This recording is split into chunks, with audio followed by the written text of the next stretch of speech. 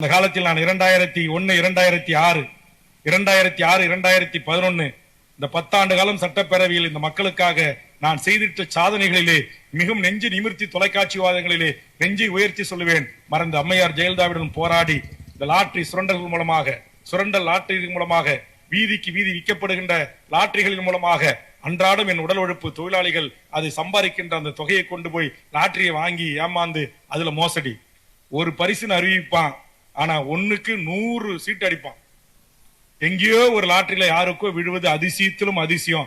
அதுவும் பல multi மாபியாக்கள், lottery மாபியாக்கள் அவன் உறவினரே அந்த சீட்டை வாங்கி அந்த சீட்டையே பரிசு சீட்டாக அறிவித்து ஏமாற்றம் செய்து என் மக்களை சுரண்டி கொண்டிருந்தான். அப்படி சுரண்டிய போதில அம்மையார் ஜெயலலிதாவுடைய ஆட்சி காலத்தில் அந்த 2001, 2006 காலகட்டத்தில் எத்தனையோ எம்எல்ஏக்கள் என் கூட இருந்தாங்க.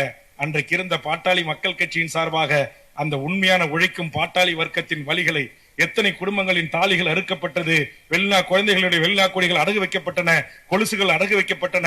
ஒரு வயது வந்த பெண்ணுக்கு கூட அந்த சம்பாதித்த அந்த காசை கொண்டு போய் ஒரு நிம்மதியான ஒரு உடை எடுத்து கொடுப்பதற்கோ, ஒரு ஞாயிற்றுக்கிழமையில ஒரு 1/2 கிலோ கறி எடுத்து கொடுப்பதற்கோ கூட அந்த பணம் செலவிடப்படாமல் அது அந்த சுரண்டல் லாட்டரிக்கும் அந்த லாட்டரி விற்பனையிலையும் மூழ்கி கிடந்த என் தமிழ் சமூகத்தை சிந்திக்க வைப்பதற்காக அந்த லாட்டரி சுரண்டல் மூலமாக அந்த பணம் அந்த குடும்ப தலைவியின் கரங்களிலே சேர்வதற்காக, அடுக்குப்பானை அடிகளிலும் அவருடைய கைகளிலும் சேர்வதற்காக தமிழக சட்டமன்றத்தில் ஒரு சட்ட திருத்தத்தை, ஒரு சட்ட ஆலோசனையை சொல்லி அந்த லாட்டரி தடை சட்டம் என்றை கொண்டு வந்தவன் வேல்முருகன் ஆகிய நான் தான் தமிழக வாழ்வுரிமை கட்சியின் சார்பாக தமிழர்களே எனக்கு பின்னால் வாருங்கள் என்று வேண்டுகோள் வைக்கிறேன்.